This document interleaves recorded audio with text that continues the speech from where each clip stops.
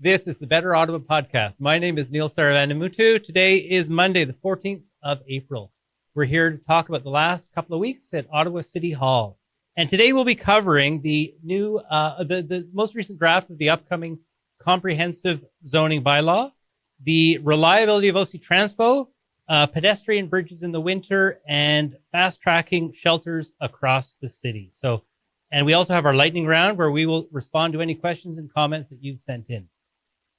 As always, I'm joined by John Willing. And for regular viewers, you'll know that Joanne Chianello is away for the month of April. So we have a very special guest with us today, Mathieu Fleury. Of course, everyone will remember. Well, everyone will remember that Matt is a former city councillor for Rideau Vanier and now with the University of Ottawa. So welcome, Matt. I'm glad to be on. Thanks for inviting me. And yeah, I'm doing a great project at the university. Yeah. I've been following this podcast, and as I see there's a couple of housing themes on today, I'm excited because I'm doing work with the Alex Trebek Foundation. It's funded by the Alex Trebek Foundation. And my role is really to connect academics with government decision makers. And in the capital, we're looking at the public lands and how they're hopefully being transformed towards housing construction, particularly social housing construction. Okay. So working in that space, it's been interesting. Yeah, I left politics in 22. It's my third year and still recovering, isn't it? You miss it? You miss politics? Most days not. No, with a young family, most days not. But you know, I'm still city passionate, and I think this forum's wonderful. Well, thank John, you. it's great to hear your voice. And I assume you two are no strangers. Yeah, I'm kind of preventing myself from calling you a counselor. Every time I see a former counselor, I'm always like, there's some counselors that popped into the campus here at Algonquin College, and I said, "Hey, counselor." Well, you're not a counselor. I'm a former counselor. So I'm going to just with Matt. Yeah. Good. Okay. Well, let's get started. So speaking of housing, and now 2 weeks ago, the planning committee looked at a second draft of the new comprehensive zoning bylaw. And of course, the primary objective here is to get more housing built. Mm.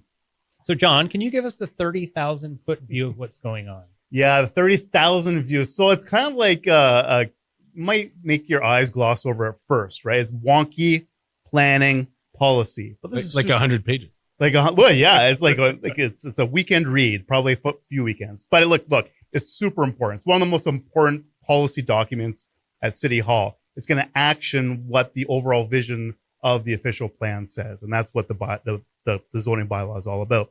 So, broad strokes, what does it mean for the average resident of the city? Well, I mean, the most interesting change would be the amount of density that would be allowed on a regular residential lot, a minimum of 4 units or more. So what we call 4 as of right. As of right. So no application to rezone a property. So as of right. And that increases as we get closer to major corridors or near transit stations. No minimum parking requirements for developers creating new housing. A lot of the densification will happen near public transit, which is exactly what the city has been wanted for a long time.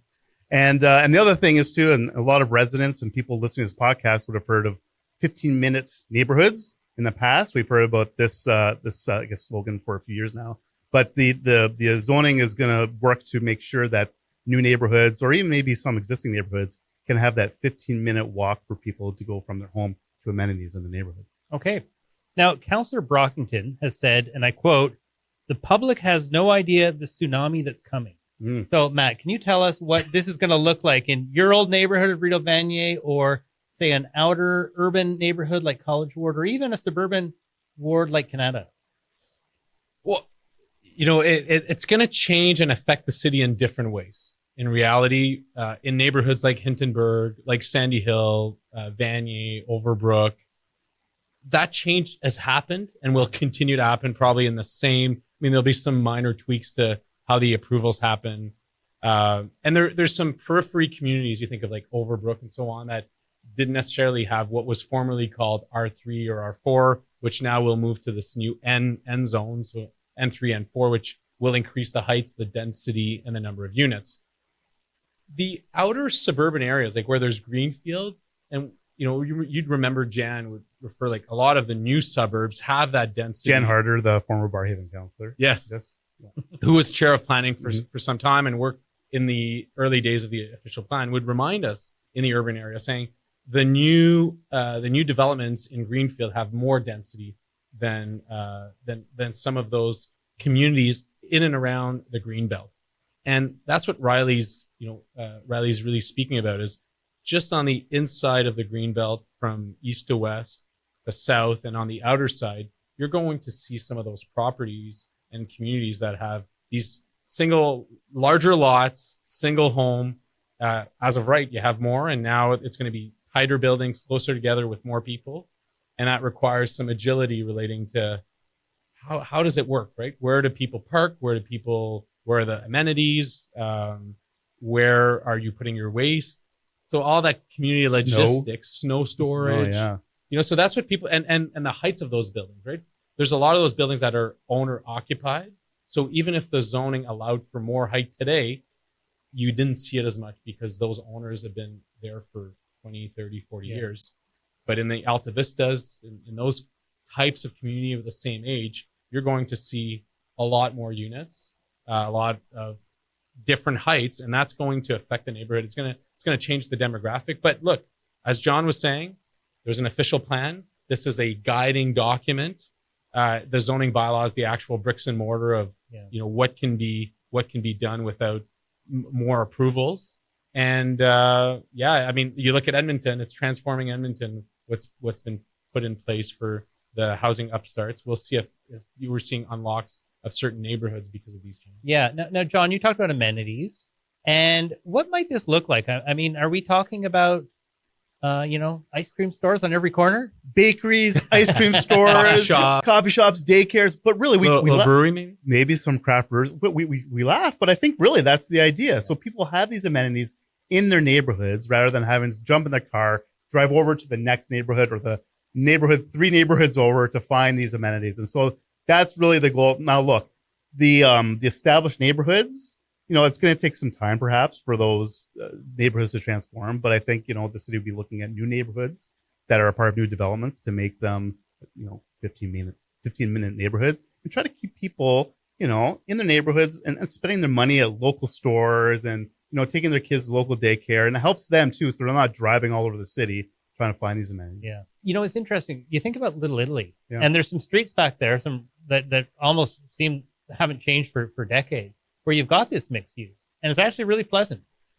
Yeah, and I live in, where I live in Hinterberg, and I think of Armstrong Street, where they've tried to bring in more commercial. I know there's one commercial frontage that has been for lease forever, but I know that's one street in our area that has been eyed for how do we stitch in some commercial uses along this what's a straightaway, and add a little bit more vibrancy to that part of the neighborhood. Yep. Okay. So one thing that I've realized, that whenever we're talking about development and zoning, the number one word that I hear when I listen to committee discussions, you know what it is, Matt? Parking.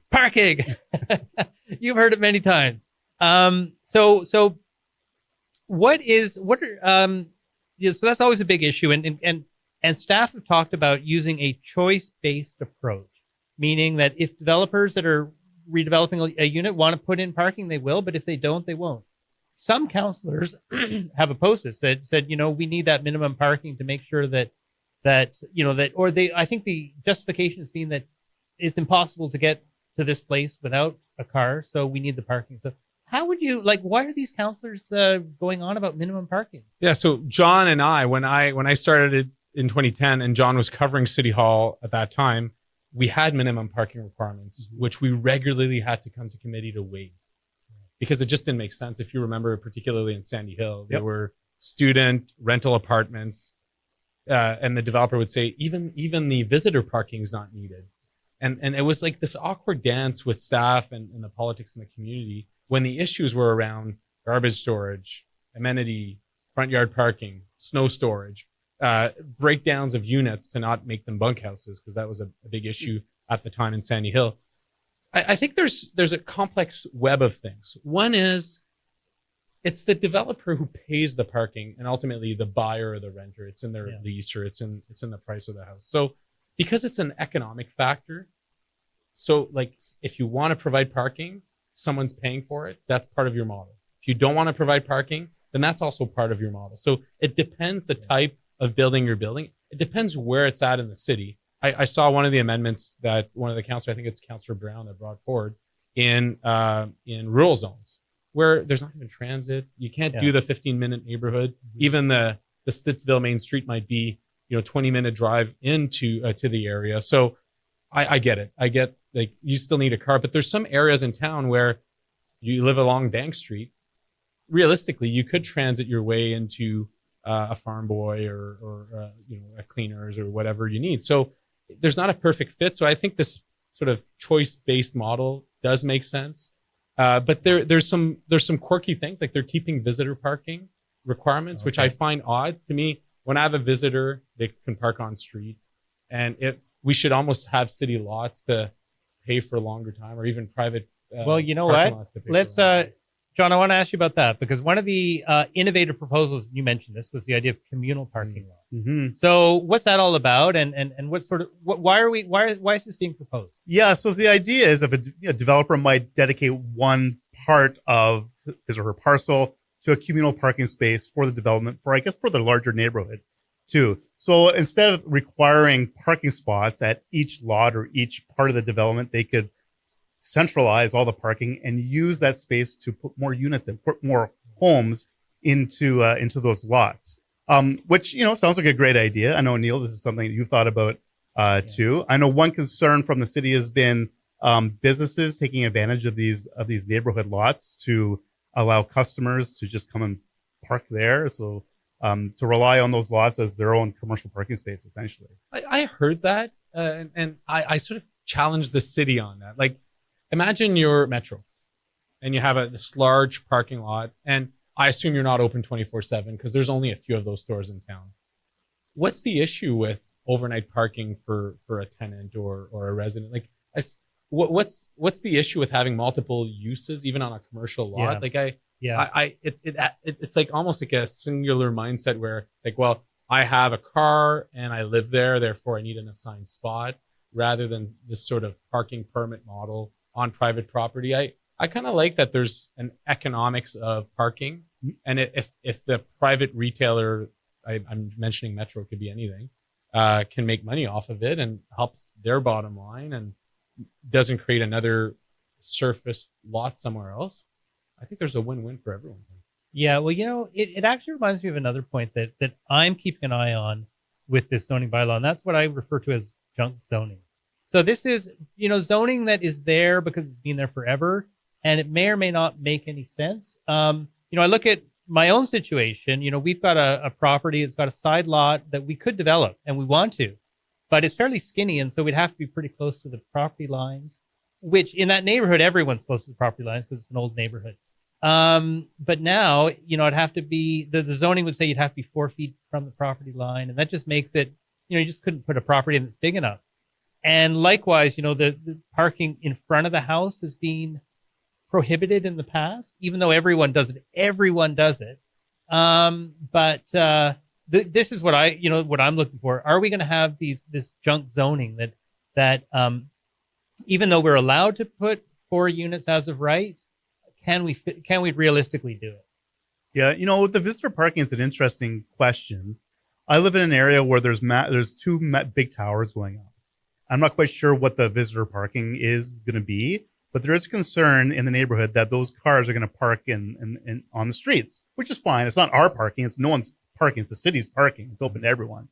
But that there's just going to create more traffic of cars looking for a place to park. And there's kids who live in this neighborhood and everything else. So, there's a trickle down effect when there isn't enough visitor parking on a lot, but I accept that we're trying to get people on transit. I live close to transit as well. So we hope that people will take the train or the bus to visit their friends and family at those large densified buildings. Just to build on the junk zoning part of it, I've lived it in Sandy Hill when, the R4 sort of already pre-established. A lot of the R4s, and that's one thing. It's very hard I was listening to Carol Ruddy, and she did a tremendous job of presenting what is really complex. But every zone has subzones, often like A, B, C, D letters, and there's certain provisions. To me, I sort of question if the city defines what the setbacks are, front yard, side yard, and height. If I'd much care about diversity of units in a building, then who cares that it's 10 or 12 units? And the city seems like there's some agreement of saying, well, 10 units max. And I kind of challenge, like, to me, that's junk zoning in the sense it's much more, it's the amenities, it's how it fits in the neighborhood, it's the quality of the materials that meet the character of the neighborhood. So, units is only one factor. And if the envelope allows for that same building, but you have 12 units or 14 units, and economically you can use a community benefit through that, I don't like that it's so stringent as a starting point. But I recognize there's a big difference between 10 units and 40 units. You gotta find a spot at some point. Yeah. Okay. I want to move on, but I've got one last question for you, Matt, on zoning and your experience, because this is the second of 3 drafts of the zoning bylaw. The third and final draft comes in December, and I think the council votes on it in January. So how much of this is kind of waiting for that final draft, and it's going to be an arm wrestle around the council table in January? Well, listening to council members, and it was a joint committee of planning and rural affairs, a lot of the folks understand where we're going. And it's been a series of official plan. The zoning bylaws in this new term, the official plan was in my former term, pre-2022. So a lot of councillors have been engaged. I saw motions and directions. So I assume that staff and councillors and communities will be working together on those fine details. And as John highlighted earlier in our conversation, a lot of communities are already writing, as you said, oh, there's an issue in this subzone or there's an issue in that subzone. Can we get that? So I feel like there's continued compromise until you get to a product. Ultimately, as I understand it, early 2026, we'll get a final zoning bylaw, which then becomes the law. And we'll see how influential it is to drive up new housing starts. Yeah, and it doesn't seem, the debate doesn't seem hot right now around the council table, but to Councillor Brockman's point, kind of going back to where we started here, the tsunami, it's not until you see these changes happen on your street, that's when people really start calling the councillors' offices and wondering, why is this person allowed to do this? Oh, it's as of right, as of 2026. So that's where the interesting tsunami will hit, I guess. Yeah. Okay. Let's move on to transit. Now, transit committee met this past week. They met for 5.5 hours. I hope those of you that watch this on YouTube watch it at 2 times speed. And there was about 5 issues that came up. The big one was reliability, which we're going to talk about. But before we do that, I want to talk about 4 other issues that came up and want to hear if you guys got any reaction to any of them. Okay. So number 1 was we've got the new ways to bus. That's going to start on the 27th of April. So coming up soon. And it's a major overhaul of the bus route. And I think virtually every bus route is changing. The vast majority of them are changing. 100, I think. Yeah. So it's going to be a huge change for riders, right? So that's issue number 1. Issue number 2 is we heard about there's going to be a weekend of free transit at some point. We don't know when yet, but I want to hear if you got any thoughts on that. Number 3 is there's a shortage of buses and mechanics, which have serious consequences for our ability to provide the service that we set out to provide. And there does not appear to be, I wouldn't say a very robust plan for how we address either the shortage of buses or the shortage of mechanics. And then number 4 is we heard about OC Transpo's 5-year plan. And this is the second time I've heard them refer to their slogan as proud to be your choice to get there. I actually had an op-ed in the Ottawa Citizen today, and I say that the reality is that right now, if there's a choice, transit is unfortunately the last choice. I would love it to be the first choice. I would love it to be the best choice, but we're not there yet. So before we jump into reliability, do you guys have any thoughts on these 4 issues? Well, I'll go first, and I'll take the easy one. It's the free transit weekend, which I find interesting. I was listening to Councillor Sean Menard ask management about, and he was joking, like, can we make the weekend including Friday too? I'd love to see Friday, Saturday, and Sunday. So Councillor Menard's weekend includes Friday, I guess. Maybe on a Monday, holiday Monday too. But he actually mentioned too, he was asking because the Ottawa Senators are about to go into the playoffs, and he was wondering about when this free weekend is going to be. Wouldn't it be great, he suggested, if it happened when the Sens were playing a home game? Yeah, but boy, are you putting the pressure on OC Transpo to deliver on that service. No jokes. Remember the one year, I think the train went down on New Year's Eve or something like that when it was free. Yeah. And so you get a lot of heat put on you if you don't, answer the bell and provide a really, really solid transit service. So that would put a lot of pressure on Transpo, but they might not avoid it. If they're looking at a free weekend soon, it might fall on Ottawa Senators playoff night. A lot of organization, right? When you think of staff overtime and bus reliability. Yeah. I'm when I look at the numbers, there's a couple of things that they're linked to what you're saying, but it kind of surprised me. One is I know they're changing 100 routes, and I know they have a plan, and you see it, find out. The only reason why I keep on top of it or knowledge is that at every bus stop, there's these flags that are covered, right? And you kind of like, what's under that flag? One day you sort of want to bring my hockey stick and kind of like see if I could see what number or, So I think there's that moment of when will they unsolve those? I think the fact that René's talking about a dashboard and KPIs is starting to be interesting to me of how they report delays and cancellation. Because if not, you're sort of waiting all the time on these data points, and sometimes they're months to years later. When if this dashboard could be a monthly set of data that you can track over time, that you could see, is OC Transpo doing better? Are they doing worse? Is there a new pressure point? Then like the public can kind of see that transparency. I know I had done some work relating to shelter use in Ottawa, and there's a dashboard in housing and homelessness. So you see how many families, how many individuals, and those who are in the space doing research, they love it because it gives them a trend of where are we going? How many people are in tents? How many individuals? How many newcomers? So it gives you, so hopefully OC gets to that. When I looked at the bus, it was interesting data. They want to be at 700. I wrote it down because so they have 735 buses. Yeah. To run the day, they need 540 buses in the day. And right now they're at 521 buses. So they're short every day. Just to start the day, they're canceling 19 routes. That's a stressful, you got to think about it in that perspective, right? There's 19 routes you're canceling. So there's that has nothing to do with congestion, with, a bus breaks down. This is just the way the calendar goes out. There's 19 routes that are not happening because they don't have the buses. So that raises a ton of questions, like how do they get there? Is it an issue of mechanics, parts? Yeah. I know they've said that the EV buses have not come as quickly as they thought. So, but I think, that's a dangerous curve, especially we're very fortunate that the LRT has been reliable in the last year. But if ever something was to happen and you get a closure, then you have R1s. Well, that number starts to draw even more buses. Everyone suffers across the city. Yeah. Yeah. Okay. So let's talk more about reliability. And in fact, so John, we saw a dashboard on this as Matt was mentioning. So how did, we have this sort of 99.5% number where we hear that reliability is like 96%. And everyone's like, wow, is it really?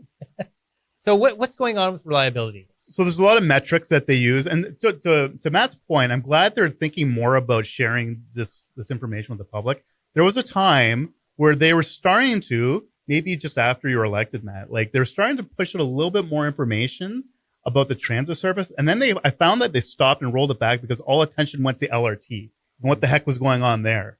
And then all this great information sharing was put on pause. So I hope, to your point, that they do have a dashboard so that we can get regular monthly updates on the 12-month averages and this kind of thing. So going back to, I wrote everything out here because there's a lot of numbers we're going to throw at listeners here and viewers when it comes to reliability. So yes, bus service on average, 97.6 of trips delivered over 12 months ending in March. They have a target of 99.5. So that's one problem, I guess. And they use these three terms when it comes to describe punctuality. They have something called regularity that relates to the frequent bus routes. And they have punctuality that they describe for less frequent bus routes. Okay. So punctuality, let's talk about regularity first, right? The frequent bus routes, they're hitting 82% right now compared with an 85% target. So they're down there. Punctuality, so the neighborhood routes, they're at 74% compared to an 85% target. And within that, this is interesting because they consider punctuality to be if they're not punctual, if a bus arrives more than 1 minute early, or if a bus arrives more than 5 minutes late. Hey, John, can I just stop you there for a sec? 5 minutes late. Is that a reasonable indicator for punctuality? It's late, but I always think Like that's getting to time on work or like whether you get to work on time or not. the more damning ones are the early ones, Yeah. I think, because Yeah. a bus arrives early and you expect it to show up, but you're seeing the tail light down the street. And so that's always been the biggest, I think anyway, the biggest frustration. But to that point, 10% of the trips arrive more than 1 minute early in the past 12 months on average, and 16% of trips arrive more than 5 minutes late. So that's where I'm interested, right? The 16%, because 16% is 1 every 5 trip is later than 5 minutes. Mm. That's Yeah. I mean, that's a lot of trips in the city, and I recognize there's a whole lot of reasons. Yeah, I'm glad you bring that up because they presented these 3 metrics for measuring reliability, and that's great. The more data we can get, the better, and the more transparency is what we need to fix the system. But I think the question people are asking is, what is the probability that my bus is going to be there on time, right? And so is there a way to combine these metrics into one to answer that question? People want to just know where their bus is. You Yeah. know what I mean? It's Yeah. so simple. Like I take the bus around from work to home often, and connect with LRT. And I just want to know when's that bus going to come? When should I look up? They want a degree of predictability. And when should I run to the stop? when should I run to Yeah. the stop? Yeah. And I always say if your bus is running in mixed traffic, there is no telling when your bus is going to arrive. You don't know what the traffic's going to be like. You don't know if there's going to be an accident, construction, et cetera, et cetera. Think about it like Uber. We've all used the app. Yep. Yeah. The driver's on his way, 5 minutes, and then the driver's a minute away. We really need that sort of data. It's less. I remember, this is dating me back pre-LRT, but I remember asking, why do we still have the paper copy at bus stops? Because that sets kind of a assumed time. So then you have a point there, you have a point on the app, you had, an assumed point. So I think that's part of the overall challenge is like, what is the reference point? If it just went to the app and your next bus is in 20 minutes, 5 minutes, 1 minute, whatever it is. Real time. Yeah. That would be. Yeah. And through the app called Transit, we can do that. However, we end up with these phantom buses that disappear. And that's something I've never really understood. How is it that a bus can be there and then you look a minute later and suddenly it's no longer scheduled? That must be the joy of the interlining system that we have, where buses, I don't know. I'm just speculating here, Matt. You might have more inside knowledge on this, but like if a bus is needed somewhere else, they'll change routes and send it to a route where it's needed at that time. There's not like a single answer. I think it's if there's a bus that's assumed to come in 5 minutes, then it's tracking it somewhere. And on the app, it's showing it. That bus at some point might be canceled. It might be late. And that's where the ghost bus might have never started, right? But I thought OC fixed that. I haven't been, at the table for 3 years now. So, but yeah, all that to say, and I agree with your point, Neil, which is, and John's point, data is relevant because then we have conversations. We can understand the pain points of OC Transpo. As much transparency on the monthly, as much transparency on the struggles of getting buses on the road and so on, I think makes everyone understand their business. I think makes them then be accountable to the decision they're making. We're investing more in OC Transpo. Here's why we have to hire mechanics. Here's why we have to purchase new buses. Here's why. Okay. I'm going to move on to the next topic, which is pedestrian bridges. And I want to go through them a little faster than we took a lot of time on those last 2 topics. They're spicy topics. They were meaty topics. They were, Okay. But this next one is dear to my heart. So this weekend, 2 pedestrian bridges opened for the season. So that we had the Chief William Commanda Bridge over the Ottawa River. We also had the pedestrian bridge that connects Carleton University and Vincent Massey Park. So John, a few years ago, the city opened the staircase on the Corkstown Bridge and on the Flora Footbridge over the canal. Previously, those staircases were closed and you had to take the long way down. Oh, I know. So John, what's going on here? Why is it that the city cannot keep these bridges open year round? Well, so I think it's 2 different issues here with both of those bridges. So the Commander Bridge, now this is according to the city. Don't boo me from home. This is according to the city. They're concerned about the salt and the grit and plowing, which is a wood surface on the Commander Bridge. It would essentially ruin the bridge, according to the city. For the bridge over the Rideau River, and you guys can correct me if I'm wrong here, but I think the city's explanation is the NCC wasn't maintaining part of its own pathway that connects off the bridge. So that's why we're not going to winter maintain this bridge right now. So that's the rationale. Now, when it comes to the Commanda Bridge, I remember when I first started writing about the story about the city pursuing this link with Gatineau, that it was going to be The old Prince of Wales. That's right. The old Prince of Wales became the Commanda. And I know cross-country skiers were really excited about the prospect of being able to cross-country ski over the bridge into two cities, into two provinces. And it was really, really interesting to do like a ski loop. But that never came to fruition. But it doesn't sound like it's off the table per se. So maybe something in the future. And Matt, if I understand correctly, you're a member of the board of one of these winter trails. Is that right? Yeah. So I'm on the Rideau Winter Trail board.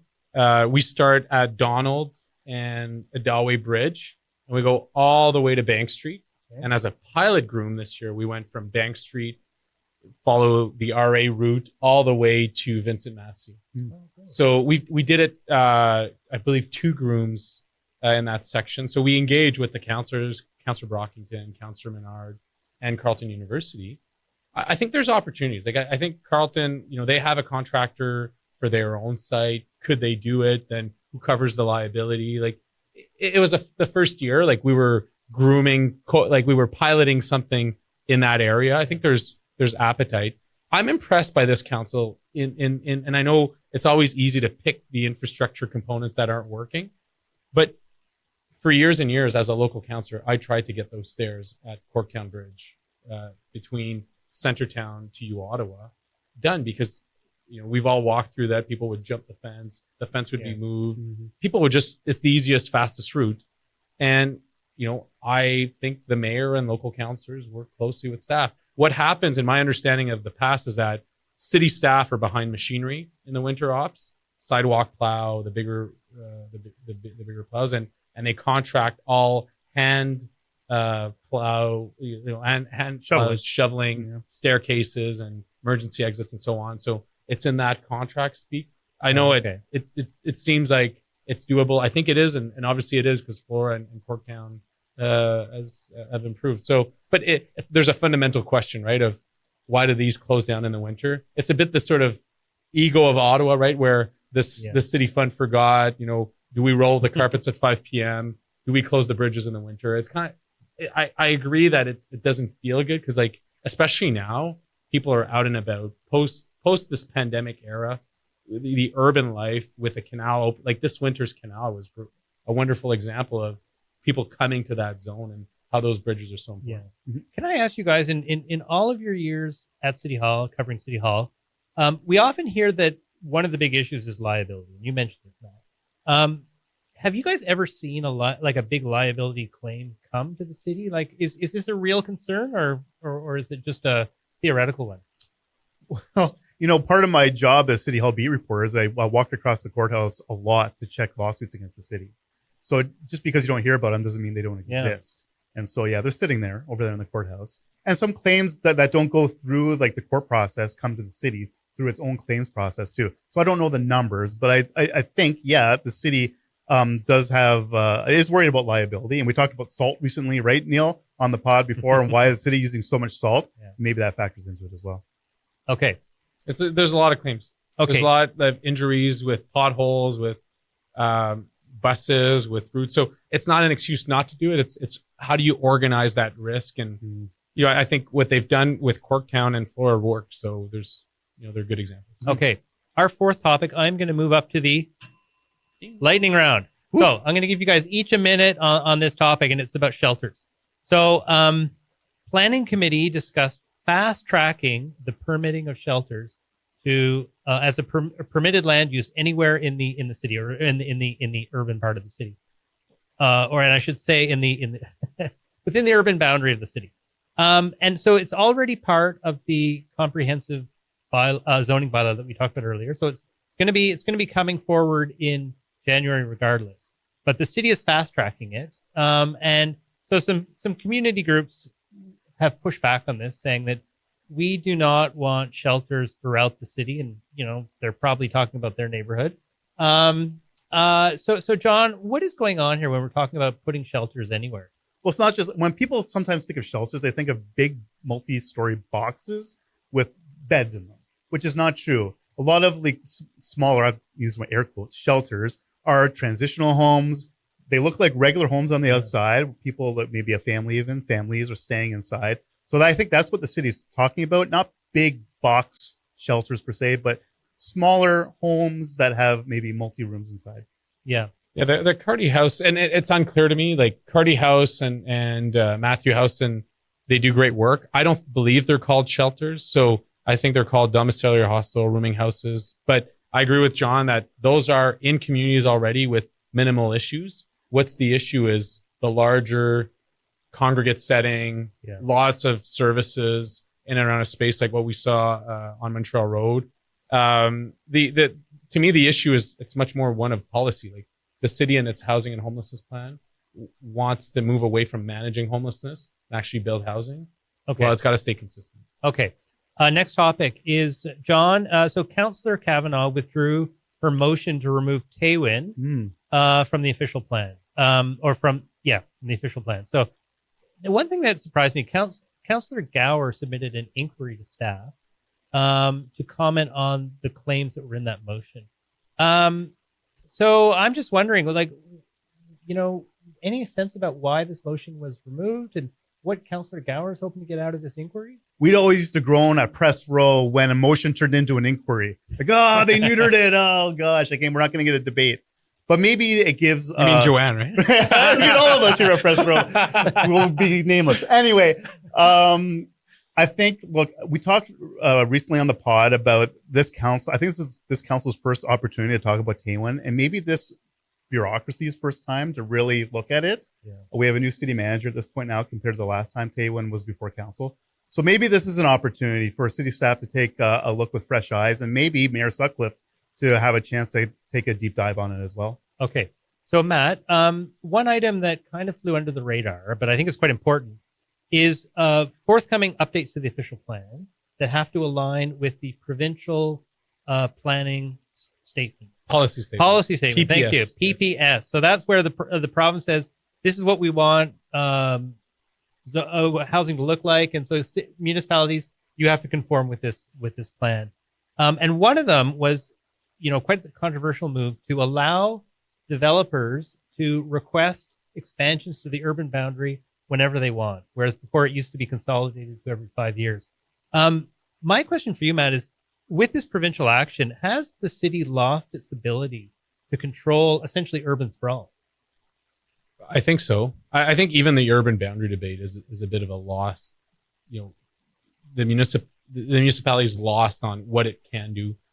John would remember some of the conversations from Mr. Willis at the time, Stephen Willis, who talked about we need to see more infill within the green belt and trying to manage the ratio of 50-50, right? 50% of new homes should be within the green belt, while 50 will remain in greenfield.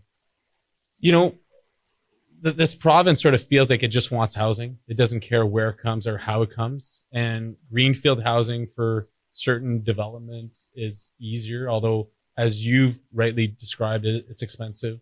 Someone's got to put that road in, that underground sewer, and we all collectively pay for that growth. Unfortunately, development's supposed to pay for its own growth, and it's not happening. So, to me, it's an involvement again by the Ford government in municipal jurisdiction, but it shows its color and it has full legitimacy because it's been recently reelected. Yep. Okay. End of lightning round. So, City Council is meeting on Wednesday. Is there anything on that agenda or other committees that are happening this week that have caught your eye to either of you?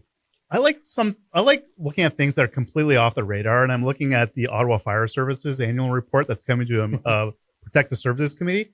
And, the number of fires have gone up every year since 2020, which I find really interesting. I know that the city is growing, but I'm curious to know, what is that going to mean for funding the fire department and stations and everything else? Sometimes these small annual reports, there's really interesting stories in there. So I don't know if there's going to be questions from councillors, but we'll see. Okay. How about you, Matt? A surplus, $51 million. How will that be spent? A lot of it will be going to OC Transpo, spending more money on paramedics, and then obviously the reserves. The other report that caught my eye, maybe more with the period, is the Economic Development Strategy and Action Plan. And it's really focused for me on two areas. One is this night commissioner. Is there an influence of investment money? But the other one's tariffs. The mayor's done a lot of work in trying to bring people together on what does that mean for Ottawa, try to bring in Gatineau in those conversations. So how will that kind of spark up some initiatives relating to local economy, maybe main streets, maybe some particular industries or sectors?